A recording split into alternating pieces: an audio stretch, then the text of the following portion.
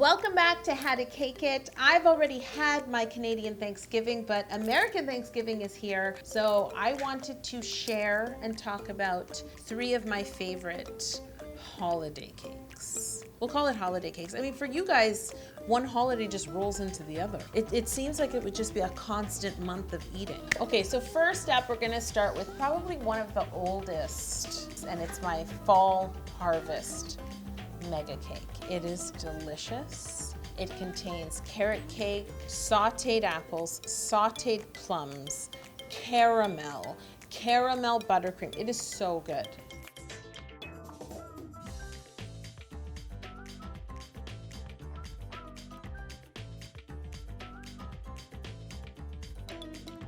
You should saute whichever fruit is best at that time of year for you. Apples are always good because they're kind of in season all the time, but plums, peaches, if you can get your hands on them. And it's just about sauteing the fruit till it's like caramelized and softened as if it was baked in a pie, but it will still stand up inside of a cake. Yeah, I put in the carrot cake. In the book, I did the crusted carrot cake. Any type of sauteed fruit that you like, a stone fruit preferably, because that's a very fall, or apples, caramel, and then if you like nuts, I think the addition of nuts is really delicious. Whether you want to put the nuts in the carrot cake or do some of my spice nuts and put them on top or around the side. And if you don't want to make a whole layered cake, because I understand there's some difficulty, you can make it as a slab. Why not? I love these flavors, especially for fall, because I always think of something that's a little bit spicy. Carrot cake has a lot of delicious spices in it. And then, you know, the fruit just adds something. I love different textures. It says, how to make a fall harvest cake, exclamation mark. Carrot cake, caramel, cinnamon, buttercream, and sauteed fruit. There you go. What I love about this cake is you can kind of make it ahead, because you know, you're so busy when it's a holiday. You can bake the cake, saute your fruit, you can make your buttercream way ahead, and then the day of, just assemble it and bring it to the party, and you will be the best person there. Way better than bringing the turkey.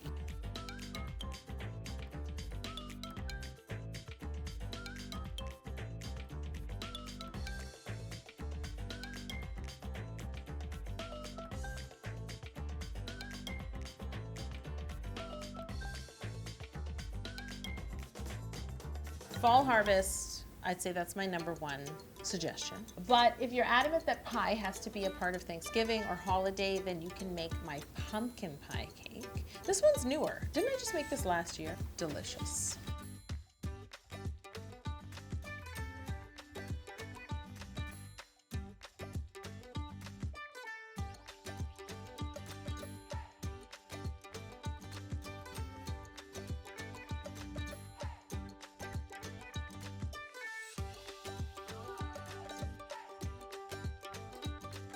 What is in this cake will blow your mind! Exclamation mark.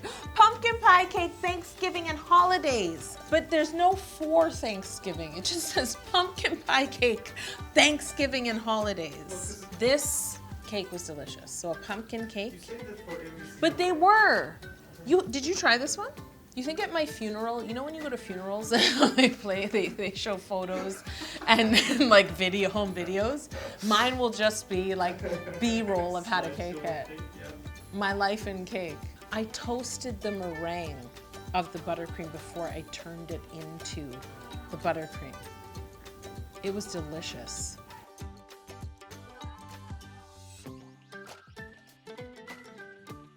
I brought a huge chunk of this pumpkin pie cake home for my son.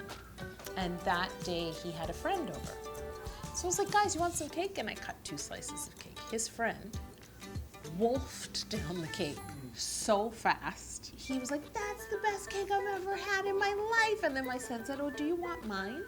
And he said, don't you want it? He was like, she made a better cake last week. Oh my God. Can you believe that? Cake snob. Cake snob. Hashtag cake snob.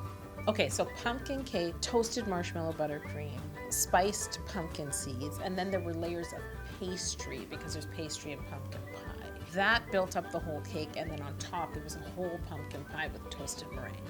This cake was delicious. I know pumpkin seeds sounds weird, but I just wanted to do something different, and I've done so many cakes with nuts. Again, is why you have to be very strategic in how you build it. This cake wouldn't hold a lot of weight. That's why it's not even as tall as a lot of my mega cakes.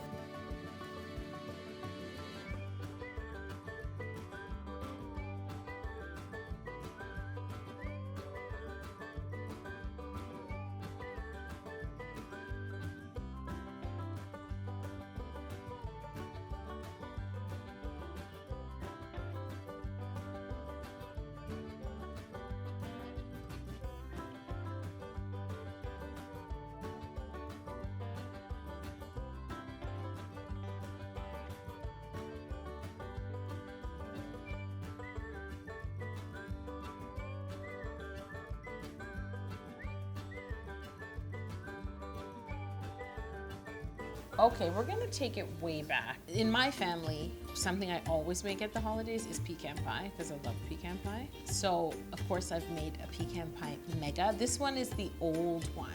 How to make a pecan pie mega cake, exclamation mark, topped with double dipped caramel apples and spiced nuts. This cake was very tall. I made deep dish pecan pies, and then I layered them with chocolate cake, so it was very rich and decadent. And the newer version of this cake, which I did as like an extra to this book, it's more like the pecan pie cake. It's vanilla cake with chopped pecans inside, and then all of the elements of a pecan pie layered. Both are good, and to be honest, just pecan pie alone is delicious. But then on top, I dipped apples. I dipped them in caramel and in chocolate, and I think I put candy around the outside. This cake was very, very tall. This is a showpiece. I would say out of the three of them, this one is definitely something you'd put in the center of the table.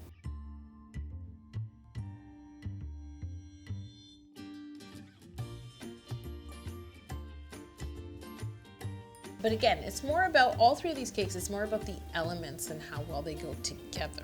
You can make it at any size. You can make it less tall and easier to transport, which is something I would suggest. You know, if you're baking this at home after work or whatever, you can make all the elements on different days, and then on Thanksgiving, just put it together, right? Which is what I love about mega cakes. You can't do this with novelty cakes. It's just like you start and then you race to the end. If you're all into novelty cakes, then you can just cake a turkey for Thanksgiving.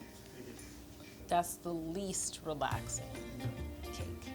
So guys, let me know which one of these three cakes is your favorite, if you'll be making any of them for Thanksgiving. And maybe there's a pie I don't know about. Is there a pie I'm missing out on that I should include in a cake? I bet you there is. I bet you there's like some pie I've never even heard of. Tell us. Tell us. Tell me, and I will cake it.